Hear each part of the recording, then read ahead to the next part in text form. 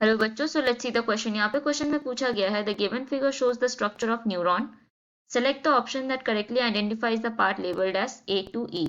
सो यहाँ पे हमें एक स्ट्रक्चर दिया गया है न्यूरॉन का, हमें यहाँ पर करेक्ट ऑप्शन चूज करना है जो कि करेक्टली आइडेंटिफाई कर रही है parts that is labelled A to E. So सबसे पहले यहाँ पे हम लोग बात करेंगे अबाउट न्यूरॉन। हमें पता है न्यूरॉन क्या है, इट इज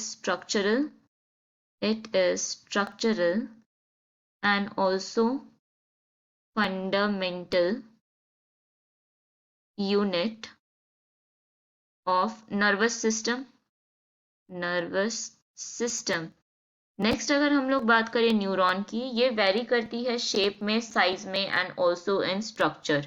न्यूरॉन की बेसिकली थ्री मेन पार्ट्स होती है, three main parts.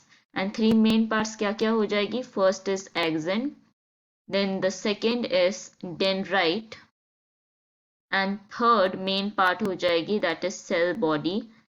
Cell body का दो और दूसरा नाम है that is soma and cyton.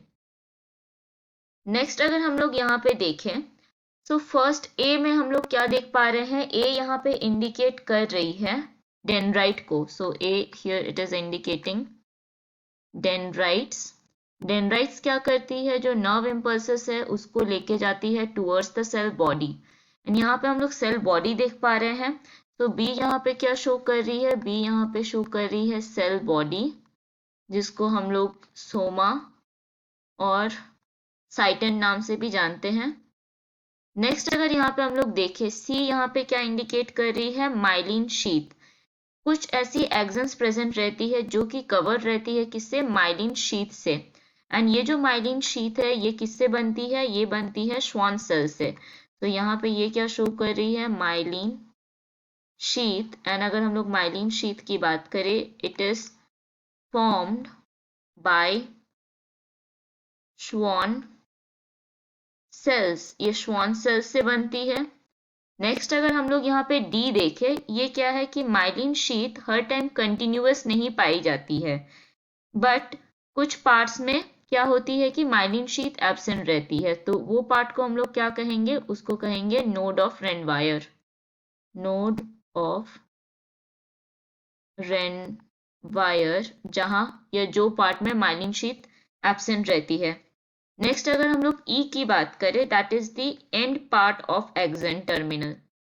ये क्या है, and part of action terminal.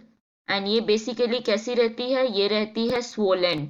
And इसको हम लोग क्या कहेंगे, सो ई को हम लोग कहेंगे साइनेप्टिक एंड बल्ब्स भी कह सकते हैं, या इसको कह सकते हैं साइनेप्टिक नॉब।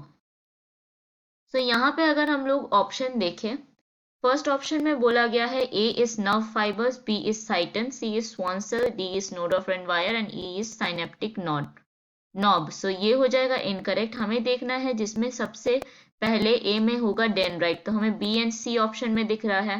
देन बी में हमें चाहिए साइटन, तो बी में साइटन सिर्फ यहाँ पे ऑप्शन बी में है। देन स्वान सेल्स, तो यहाँ पे हम लोग माइलिन शीथ भी लिख सकते हैं या स्वान सेल्स लिख सकते हैं, क्योंकि सी यहाँ पे इंडिकेट कर रही है किसको, माइलिन शीथ के अंदर जो प्रेजेंट श्वान सेल्स है उसको इंडिकेट कर रही है।